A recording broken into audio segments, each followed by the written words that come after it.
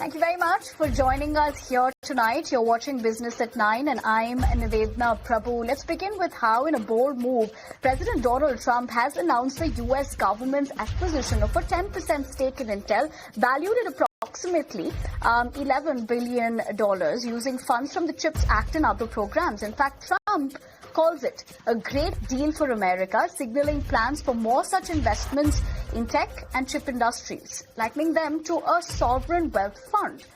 But the move has sparked controversy, with critics, including some Republicans like Senator Rand Paul, labeling it a step towards socialism, arguing government ownership of private companies distorts free markets. But supporters like Senator Bernie Sanders counter that taxpayers deserve a return on such investments. Howard Lutnick, U.S. Commerce Secretary, has defended Trump's stake in Intel. So what does this mean? It could signal a shift toward greater government involvement in private enterprise, raising questions about economic freedom, national security, and whether Intel struggles can be resolved through federal backing. We discussed that tonight, and also joining me on the show is Jayant Dasgupta, former ambassador and representative of India WTO, as well as, I'm given to understand, we'll also be having Josh Curran, CIO, Musketeer Capital Partner, in just a bit. Sir, thank you very much for taking the time out and joining us here. Let's begin with, how do you first read into what has essentially been happening here? I think it's a very, very unusual development in the context of the U.S. If it were a socialist economy like the erstwhile Russian, the USSR, or the present Russian Federation, or the Chinese economy, or the Indian economy, which has followed in many ways a kind of a mixed economy model in which defense industries are owned by the government. Now, the U.S., of course, was one of the main funders of companies like Lockheed Martin, which does most of its business with the U.S. government. But it was at arm's length, because it used to take commercial decisions, and it would show some dividends or profits to its shareholders. At one point of time, I think of late, it has not been able to do that, even that. But the first departure from that model has been made in the sense of the US government investing 10% in Intel. And it was literally something which was forced down the throats of the Intel CEO.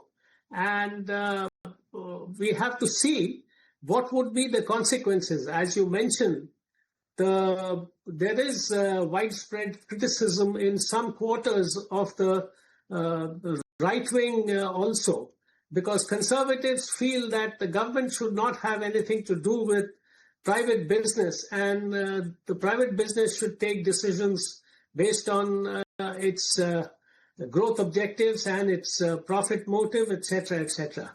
But this will definitely change, I think, the whole scenario, especially in relation to companies which do a lot of business with the US. And I think after Lockheed Martin, if it comes through, Boeing would be next. And because Boeing also does a lot of business with the US government. So the US government may be tempted to buy shares in Boeing as well. And then, if it starts pushing the sales of Boeing aircraft, for instance, Boeing makes not only Air Force, jets, but it also makes a huge number of commercial planes. So if the government starts owning, and then it starts pushing the sales of these aircraft, that would be another, story altogether. In the case of Intel also, it has already acquired 10% stakes. Now, which is the way it is going to move? Will it start interfering in the normal business activities of Intel? Or will it have an arm's length kind of a relationship with the Intel management and just be content with owning 10% shares? So that all these are unresolved issues, developing issues. We'll have to see how the US government reacts. Absolutely. Those are, the issues that currently stand for them. But like you said, we'll have to see how that pans out. But Mr. Dasgupta, as you make those opening comments as well, from a global trade perspective, how might America's partial ownership of its top defense suppliers be perceived as well? Do you see concerns on that front? Well, if you look at the Europeans, the BAE Systems of the UK, the Marcel Dassault, aviation company, of France, the Saab Aero Defense Systems of Sweden, all of which make a lot of, Dassault and Saab make fighter jets as well. But they don't have, they do supply in large volumes to the governments of their countries, but the shares are not owned by the government and they are run by private management. So I think this is a very marked departure from the normal, if I may say so, capitalist scheme of things. And the government is, as Senator Rand Paul has also said, this is a step towards socialism. And while you, of course, speak about that aspect as well, Mr. Dasgupta, the US, which I would also want to get your purview about this, often accuses China of state capitalism. But if Washington itself begins owning chunks of defense and tech firms, does that weaken America's moral authority in trade disputes, especially when pressing others to keep markets open? What is your purview? Yes, in the WTO, when it was functioning well, the US was constantly, I think, targeting the state-owned enterprises of China, and the Europeans were also doing the same.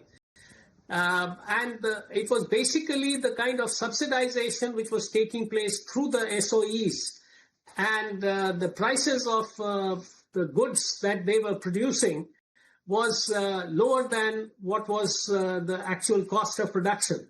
So it was a means of subsidization, basically.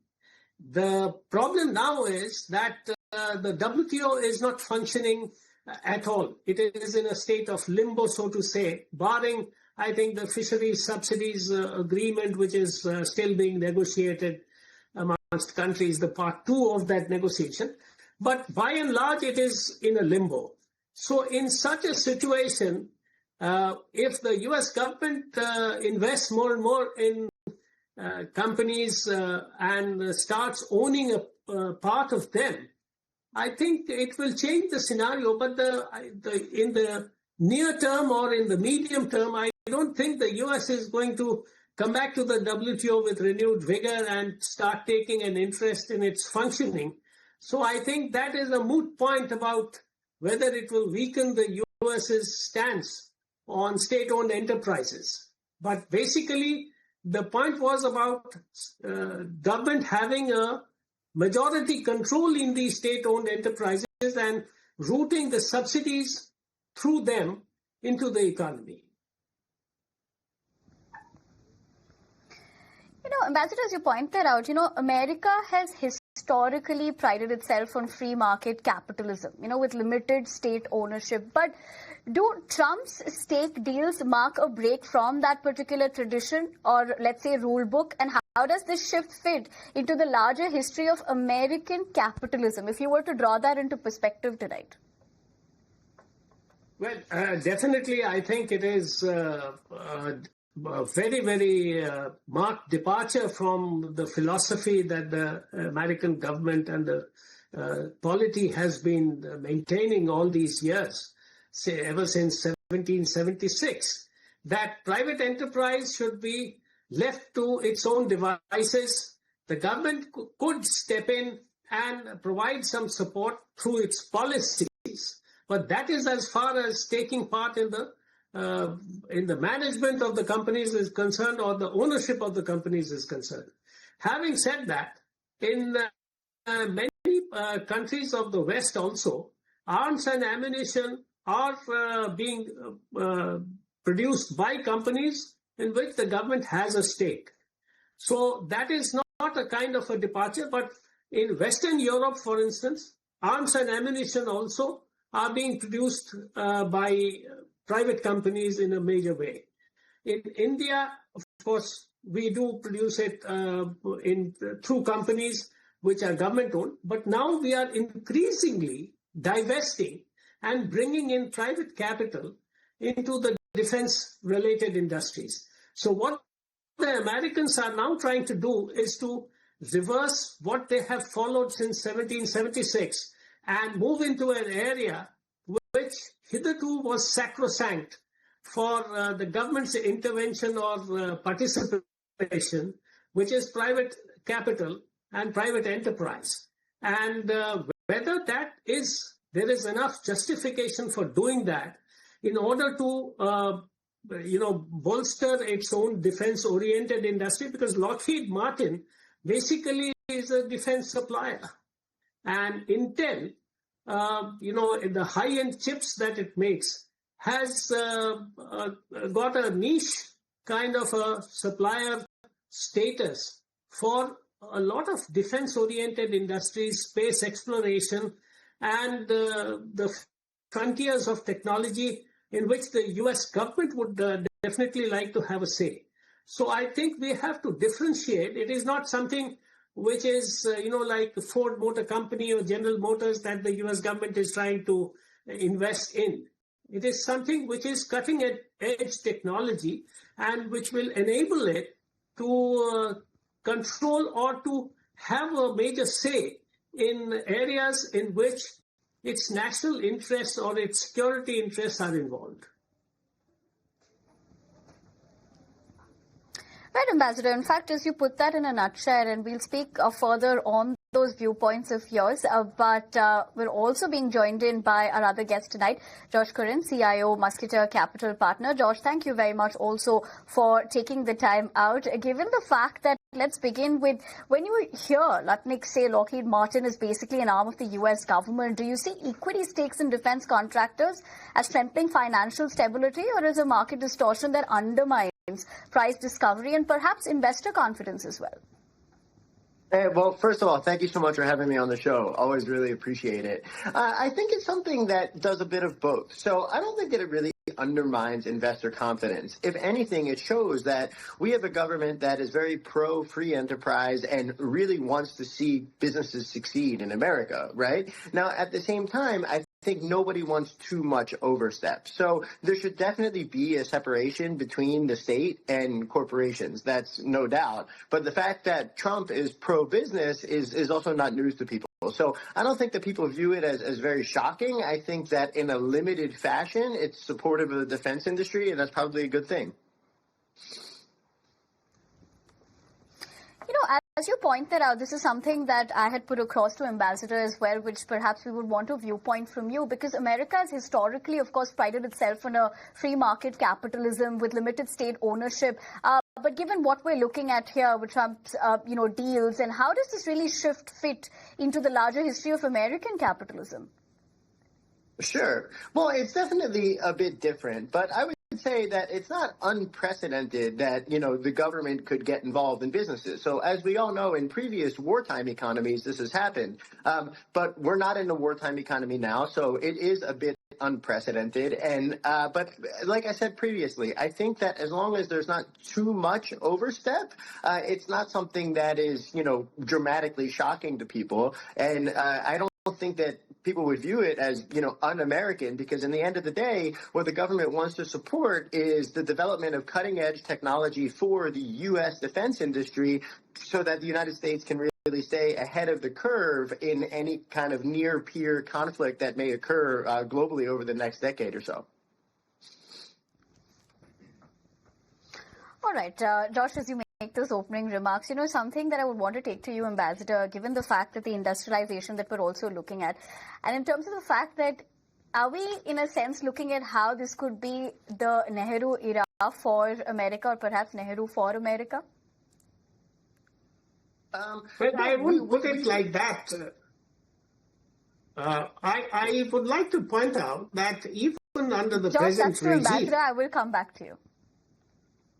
Well, I won't really put it like that. Even in the present regime of Prime Minister Modi, we have been trying to bolster our own defense industry and make in India. And of course, the private sector is being welcomed with open arms to come and invest. But we are also investing through the government, and we are providing them some kind of assurance that whatever they produce, if it meets with the quality standards, we will buy on behalf of the defense forces. And we will also try to export their output to other countries with whom we have good relations, and we have an agreement to export arms and ammunition. So I think we are also, from a purely state-owned defense-oriented industry framework, we are also moving to something which is, a mixed economy model, which is half owned by the private sector, hopefully will be in the near future, and owned by the government as well. So I think the US perhaps is trying to embrace that idea in a limited way by taking a stake in Intel and Lockheed Martin. Boeing may follow. There may be other defense-oriented industries or industries which have a cutting-edge technology, advantage or kind of a profile, which will help the U.S. to stay ahead of the curve, as my colleague mentioned.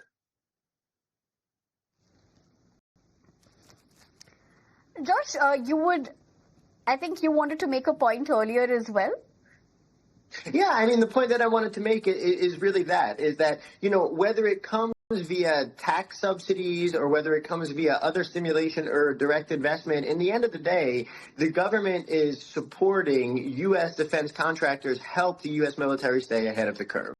And, so it's really the same thing if they give them tax subsidies or they do direct investment. But I think that the important thing is that from a technological aspect, right, these funds are being spent where they need to be spent, and it seems like that's what's going to happen. So net, I think it's very good for the U.S. defense industry, and I think that it's really just semantics in the form in which it comes.